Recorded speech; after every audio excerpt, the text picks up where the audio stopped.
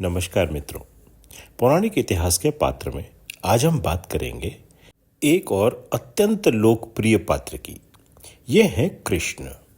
2000 ईसा पूर्व के कुछ बाद 5 प्रमुख जनजातियों ने 2 अन्य जनजातियों के साथ मिलकर, जो सब अपने को यादव कुल का मानते थे, मथुरा पर अधिकार कर लिया था और यहाँ यादव गण संघ स्थापित किया था।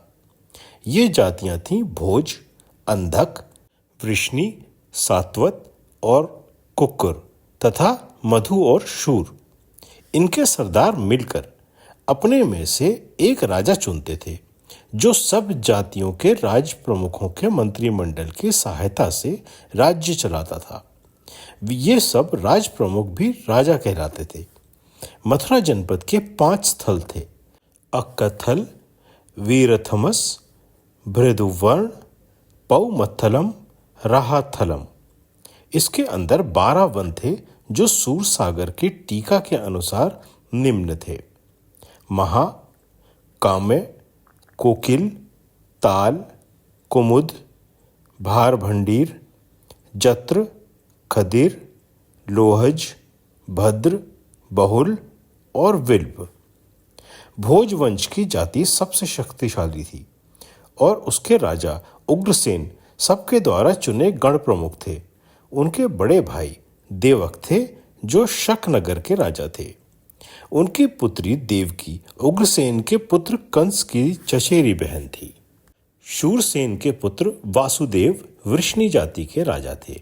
शूरसेन के मित्र राजा कुंती भोज थे, जिनके कोई संतान नहीं थी। वसुदेव की बहन प्रथा को शूरसेन ने अपने मित्र को गोद दे दिया था, जिसका नाम कुंती रखा गया और जो पांडवों की मां बनी। अपनी बुआ प्रथा के पुराने नाम को याद रखकर कृष्ण बहुधा अर्जुन को पार्थ कहकर पुकारते थे। यादवों के गोपकुल के यमुना के तट पर मथुरा की दूसरी ओर अपनी बस्ती बना ली थी, जहां उनकी असंख्य गायें थीं, जिनका घी, दूध, मक्खन वे मथुरा नगर को उपलब्ध कराते थे। उस गांव का नाम गोकुल पड़ गया था। गोपों के सरदार नंद वासुदेव के बाल मित्र थे और उनका बड़ा मान करते थे। राजा उग्रसेन का पुत्र कंस बड़ा उग्र और प्रतापी युवक था। युवावस्था में ही अतुल शक्ति अर्जित करके उसने पिता को सिंहासन से उतार दिया और स्वयं निरंकुश राजा बन बैठा। यादव गणसंघ में चिमगोइयां बहुत हुई, परंतु उसके और उसके शक्तिशाली सरदारों के सामने किसी को बोलने का साहस नहीं हुआ। अन्य राज प्रमुखों में वृष्णि वासुदेव काफी प्रबल थे।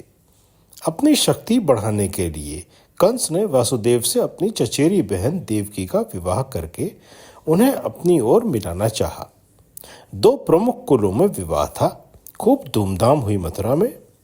वर वधू को वासुदेव के महल में पहुंचने के लिए कंस स्वयं रथ के सारथी के स्थान पर बैठ गए। तभी एक ज्योतिषी ने रथ रोककर भविष्यवाणी की, महाराज कंस, जिस बहन देवकी को तुम छोड़ने जा रहे हो, उसका 8वां पुत्र तुम्हारी हत्या करेगा। ज्योतिषी बताकर डर के मारे अंतर्ध्यान हो गया। यह भविष्यवाणी सुनकर कंस क्रोधित हो उठा। रथ से उतरकर उसने तलवार निकाली और देवकी के केश पकड़कर उसे रथ से नीचे खींचने लगा। वासुदेव भी कूदकर रथ से नीचे आ गए और उसका हाथ पकड़कर अनुनय विनय करने लगे। अंत में वासुदेव को वादा करना पड़ा कि वह अपनी हर संतान को कंस को सौंप देंगे। कंस का रोष शांत हुआ। उसने सारथी को स्थान देते हुए आदेश दिया, रथ को मेरे महल ले जाओ, जहां मेरे सेवकों से कहना कि वह इन पर पूरी ध्यान और नजर रखें और इनके कोख से जन्मे हर संतान के बारे में मुझे तत्क्षण सूचना दी जाए। देवकी के पहला पुत्र हुआ। महल रूपी कारागार के प्रहरियों ने सूचना पहुंचा दी। कंस आए और वचन के अनुसार वासुदेव ने नवजात को उनके हवाले कर दिया। आज से यह बालक आपका हुआ, जैसे चाहे पाले पोसे। पर कंस पर तो भय का भूत सवार था। उसने तलवार निकालकर बच्चे का सर धड़ से अलग कर दिया। इस प्रकार देवकी के 6 पुत्रों का वध हुआ। 7वीं बार एक चाल चली गई।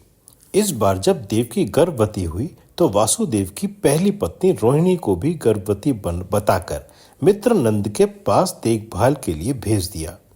देवकी ने एक 8 माह से गौरवर्ण हृष्ट पुष्ट बालक को जन्म दिया, जिसे तत्काल गोकुल भेज दिया गया और एक 8 मासी मृत बच्ची को लाकर देवकी के पास लिटा दिया। कंस मृत बालिका को देखकर निराश लौट गया। कुछ दिन बाद खबर आई कि रोहिणी ने बच्चे को जन्म दिया है। माँ बेटे दोनों नंद के घर रहकर पल रहे थे। इस बार देवकी और नंद की पत्नी यशोदा दोनों गर्भवती हुईं। दोनों को भादों के कृष्ण पक्ष की अष्टमी को रात्रि में संतान उत्पन्न हुई। मूसलाधार वर्षा हो रही थी। वायु प्रचंड वेग से चल रही थी। प्रहरी सब कमरों में छिपे बैठे थे। उस रात्रि में पुत्र का जन्म हुआ। वासुदेव ने बच्चे को टोकरी में लिटाया और यमुना को पार करके नंदग्राम जा पहुंचे। इस बालक को बचाना है। आश्चर्य घटा, उसी समय सालों बाद यशोदा ने पहली बार पुत्री को जन्म दिया। अधेड़ आयु में संतान होने से वह बेहोश पड़ी थी। तभी वासुदेव वहां पहुंचे। नंद ने मित्रता निभाई। पुत्री के स्थान पर बालक को लिटाकर पुत्री को वासुदेव की टोकरी में डाल दिया। मेघों की गरज जब थमी तो बच्ची की चीख सुनकर प्रहरी जाग उठे। हलचल मच गई। कंस को समाचार पहुंचाया गया। 8वें पुत्र के स्थान पर पुत्री देखकर वह अचंभित रह गया। क्रोध में भरकर उसने टांग से पकड़कर उसे भूमि पर पटकने के लिए उठाया, लेकिन वह उसके हाथ से फिसलकर खिड़की से नीचे बहती यमुना में जा गिरी। ज्योतिषी ने 8वां पुत्र कहा था, पर यह तो लड़की हुई। उधेड़ बुन में 4 दिन बीत गए। आखिर मंत्री प्रद्योत की सलाह से कि शायद बच्चा बदल दिया गया है, सारे यादव गण संघ में सैनिक भेजे गए कि पिछले 10 दिन में जो भी लड़के उत्पन्न हुए हैं उन्हें मार डाला जाए। गोपराज नंद को इस बात की पहले ही आशंका थी। गोकुल के सब वासियों को पहले ही समझा दिया गया था। सैनिक आए और खाली हाथ लौट गए। नंद ने वृषणियों के कुलगुरु गर्ग ऋषि को बच्चे के नामकरण के लिए बुलाया।